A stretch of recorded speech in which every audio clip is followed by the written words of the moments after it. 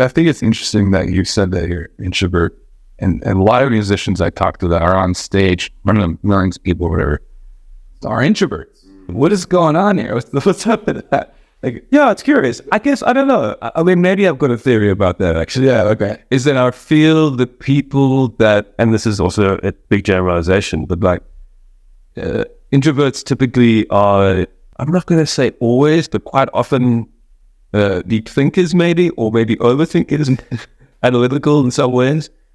And I think staying in a confined space like this, the bedroom, the four walls, or whatever it is that you find yourself in, right?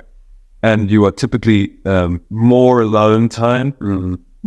You might unpack some little nuggets, musical nuggets, because you're not always in a social environment. So your maybe social environment is very intimate with the instrument. That is certainly what it was for me. I were inward thinking, but then relaying that into sound. And I think that was maybe, I know musicians who I'm pretty sure that's what. I think that's one of the reasons why I love art. One of the reasons why I love art, it's because it's good because it is expressing something that artists had to endure, basically.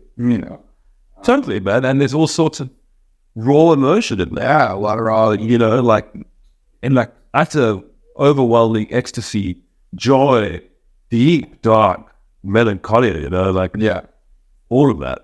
But you also said now, coming back to the beginning here, Cuba says that everywhere you go, you feel like people are naturally good. Fundamentally good. I would say so. No.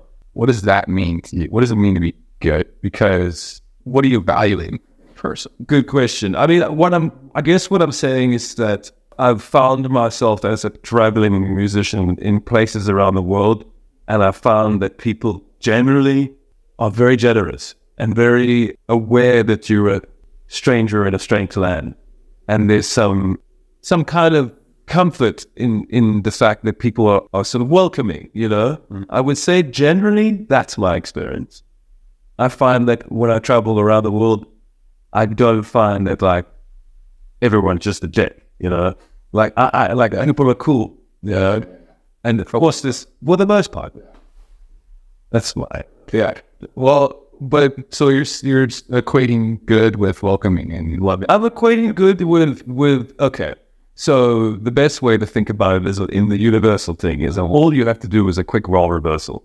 If I punch you in the face now, I know that if you did that to me, it would not be so cool. Right. And I think that's always kind of when people think about like a universality in terms of good and bad. Yes, there's some question marks here. What is good and bad? But I think a quick role reversal. Mm-hmm.